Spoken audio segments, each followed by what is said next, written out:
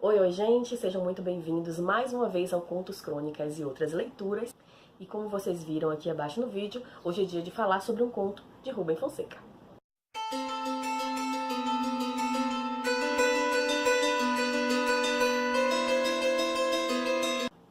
Brasileiro, mineiro, pós-modernista.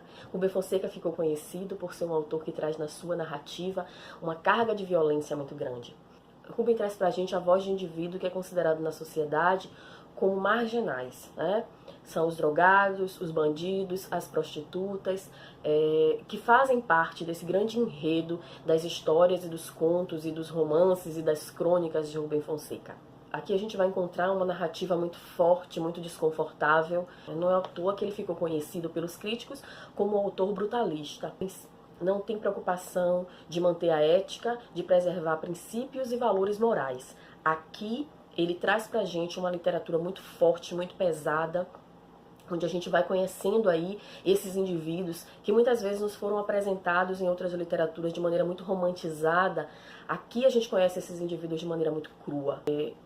Enquanto na literatura a gente tem o costume de enxergar esses personagens a partir de uma visão de quem está no poder, aqui a gente vê exatamente o contrário. O distanciamento, o preconceito, a gente consegue enxergar a partir daquele que é marginalizado. Mas vamos ao conto. É o conto O Outro.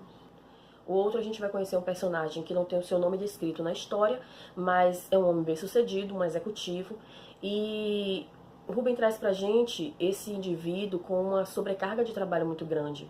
Aqui a gente vai conhecer um personagem que tem o seu cotidiano, a sua rotina de trabalho muito pragmática.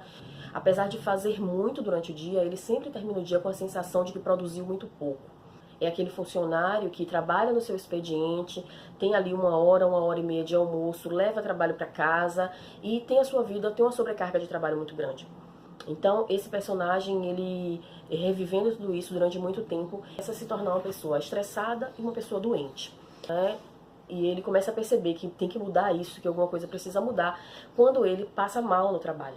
E a partir daquele mal-estar, ele vai procurar um médico, busca um cardiologista, e esse vai orientá-lo a mudar.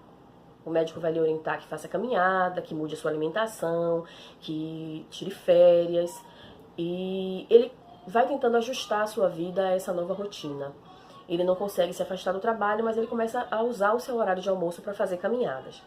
E nesses passeios, nessas caminhadas, ele conhece um rapaz, né, um mendigo, um pedinte, que começa a lhe importunar. Então, sempre que ele sai para fazer essas caminhadas, esse pedinte ele aborda, ele pede algum dinheiro. E ele, para se livrar daquela situação, ele acaba dando dinheiro a esse rapaz. Então, no primeiro momento, ele vai usar a desculpa da mãe, depois de que a mãe está muito doente, depois ele vai dizer que a mãe dele morreu. E assim ele vai todos os dias encontrando uma forma, encontrando um argumento de abordar esse personagem principal e de coagi-lo a te ajudar financeiramente. E ele vai se sentir cada vez mais oprimido por essa situação e ele sempre ajuda esse rapaz na esperança de que vai ser a última vez, que vai ser a última vez, mas ele sempre está lá.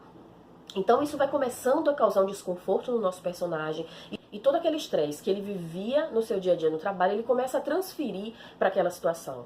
E aí ele começa a ficar com medo de encontrar esse rapaz, ele começa a ficar apreensivo sempre que ele sai, ele começa a sentir medo da pessoa e medo da situação. Ele se afasta um pouco do trabalho, se afasta 2 meses do trabalho com a intenção de se recuperar de tudo isso.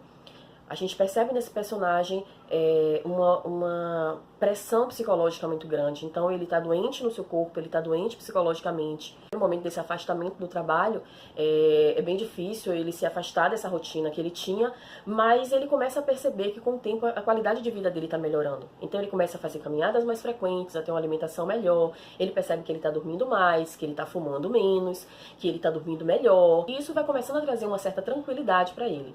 Mas num determinado momento, né, ele saiu ali para fazer sua caminhada, ele encontra esse rapaz. Ele mais uma vez encontra esse rapaz. E aí esse rapaz mais uma vez aborda ele e pede dinheiro para ele de novo. E com medo de voltar àquele ciclo vicioso, ele induz esse rapaz para que vai com ele até a casa dele.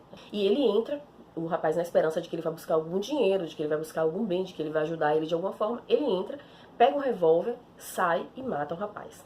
E no momento em que ele atira no rapaz e que ele tem a coragem de olhar para ele ali morto na calçada, ele percebe que na verdade se tratava de um menino né, de um rapaz muito jovem, franzino, e ele percebe que, na verdade, ele criou um fantasma na cabeça dele.